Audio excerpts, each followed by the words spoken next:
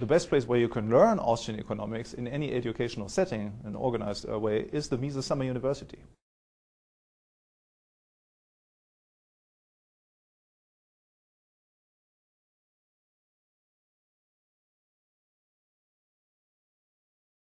You have elementary courses, you have intermediate courses and advanced courses, and you tailor each course to the needs of a particular student. High school students, the businessman, the graduate students, the young professors. Market transactions require some sort of legal background to them. The fact that there are black markets, belies this.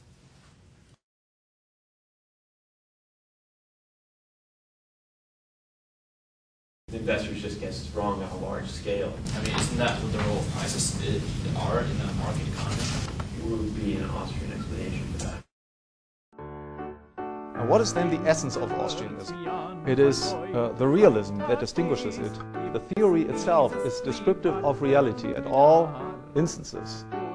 They never deviated from Karl Menger original vision that all economic phenomena, prices, wages, business cycles, were rooted in human values and choices. Do you accept or reject the proposition that in order to analyze change, we have to start from a position of equilibrium? That general equilibrium, this notion of an economy that doesn't change over time, doesn't exist in reality, can never exist in reality, is just a tool for economists. Mainstream economists, apart from the Austrian economists, accept this dichotomy that theory has nothing to do, does not directly describe reality. There were only two kinds of economists or social scientists who received paid university posts in Austria at the time.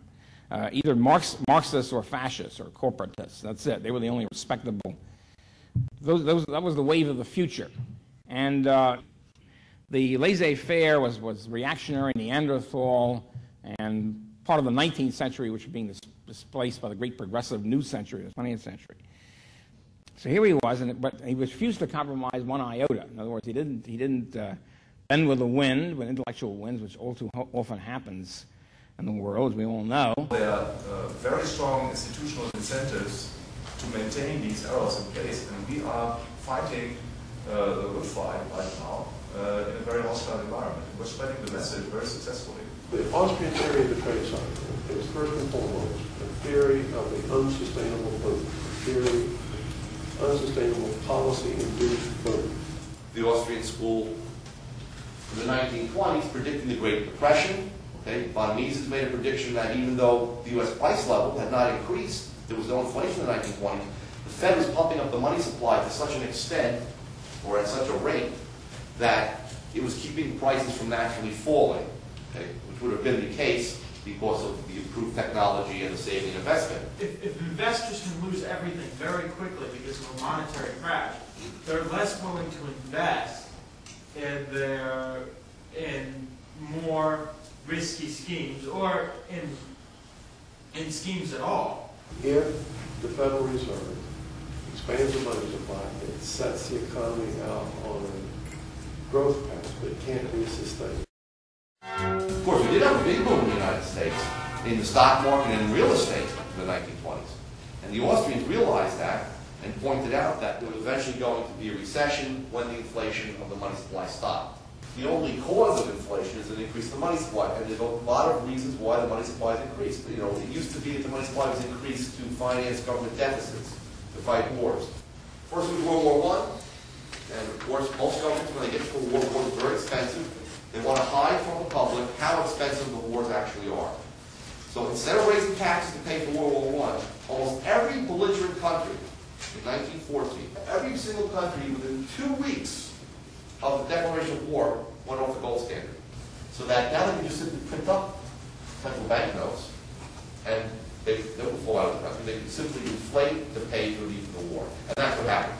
Most economic historians, military historians, attribute World War II to the rise of Hitler and attribute the rise of Hitler to the inflationary boom of the 20s in Germany, where people would take wheelbarrows full of money to buy a loaf of bread, and the economy was just totally disrupted, and a demagogue like Hitler was able to arise there. If we didn't have this, we might not have had World War II, and we could have had many, many more millions of very valuable people alive, and their children alive. and with the growth of the power of ideas, I really think in the long run, truth wins out. Of course, could be a too long a run for us to worry about, but I think it's winning out right now in the short run, in that sense, in the medium run. And Mises kept saying, well, don't forget, as you're doing this high theory and scholarship, don't forget to have continuing lectures to businessmen and the general public.